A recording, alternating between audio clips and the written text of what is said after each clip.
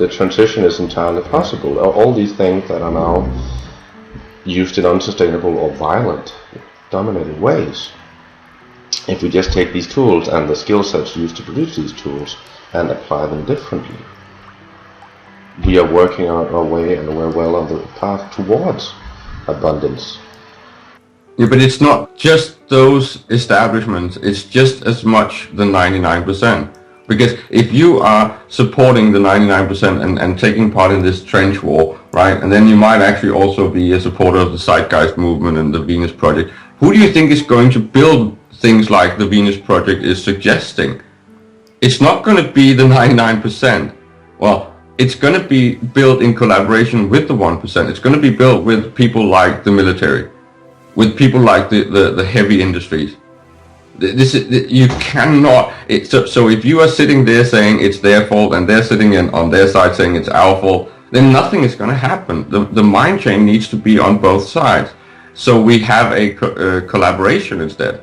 Here in Denmark, we have the Marine National Guard. We got a lot of people that are really highly skilled at sailing, right? And then we have scientific vessels that might actually need really good seamen. And we got things like the Sea Shepherd and the whole whale wars thing. And they might actually need some really good people that are talented and experienced in traveling at sea.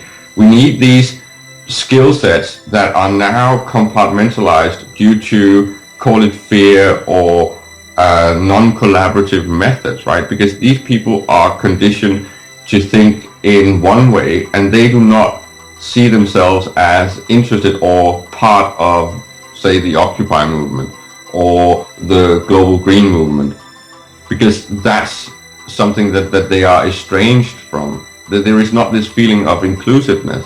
It's the same with the whole discussion about whether you are vegan or not vegan or vegetarian.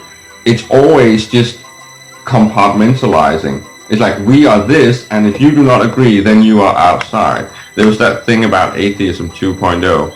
The fact that a lot of atheists do not have issues with the cultural things and the rituals and the behavior of religious people, only with the actual tenets of faith.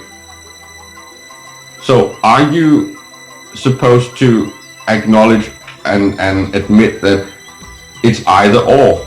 Why can you not be part of the cultural aspects of religion and the rituals and all that without admitting or agreeing with them? Why is that not allowed? And it's the same with everything else. It's an exclusive behavior, and it's a habit of competition instead of collaboration. So I think what we need is the forgiveness, to just allow ourselves to disagree. A very practical thing is something like how we utilize our military forces, right? We accept that we send them out into wars that we actually don't want to fight, right? This is something that we lean back and just ignore, so to speak. There was this woman that said that she was campaigning for not supporting Africa, and she was an African. And she did that because, as she said, what Africa needs is skill sets and knowledge. They do not need symptom treatments. They need some way of rebuilding and building things themselves. So if you took something like Médecins Sans Frontières, right, Doctors Without Borders, instead of going and treating people, they might actually benefit more from going and teaching people. But in order to do something like that, they would need a longer presence. And a longer presence needs protection. So this is where we should use our military instead. Protecting, say, schools and education systems that we set up in Africa or developing countries, where we want to be able to go as people from the first world, but be safe. And because it would not be death and mayhem, this would actually be something that might end up being popular among the soldiers, among the military, right? They would volunteer for these operations because it would not be something destructive. They would be going there only to protect the area while it is being built and while there is security being created in that region or in that country. So it would be like the peacekeeper thing that the Danish military did a lot of work with. and we actually had our police represented too. This is what Swords to Plowshare is all about. How can we transition into that type of operation on a global scale? A lot of these people that are doing things like the Earthship project and open source ecology and all these people, they have all the tool sets, all the good intentions, and they would be able to go and do some of these things tomorrow, except they cannot do it due to security issues.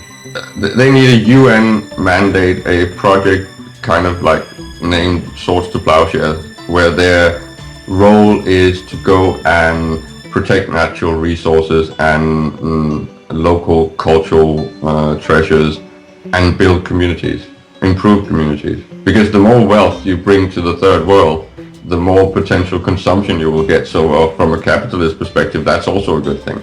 It's very close to breaking. It's because the establishment that all the monopolistic institutions are even themselves sick and tired of being locked and shackled and not able to actually make much change. And people are interested in change and in progress. It's just that we are now at a point where we cannot progress anymore in the current model. And people are realizing this all over the place, in the military, in the police, in the governments. They just don't see the easy out. They don't see that the solution is to liberate other people, not find more liberation for themselves, but give it to other people. This is about the whole chain of dominance, but it's on a more abstract level. Don't try to limit someone else. Do the reverse. You cannot unshackle yourself. This is one of the ironies of if everyone sits in a circle and are bound, you cannot loosen your own bound. You have to do it to someone else. So it's the whole pay it forward thing, and that's also going to teach us the fundamental about collaboration. And it's not about ourselves, it's about everyone else. But they need to build on the fundamental economies from the bottom up, and that is something that we would need our institutions to take on their original roles and share them with the rest of the world. Well, why not collaborate? Really, I mean, if you pose that question to 5-year-olds, I think they'll work it out.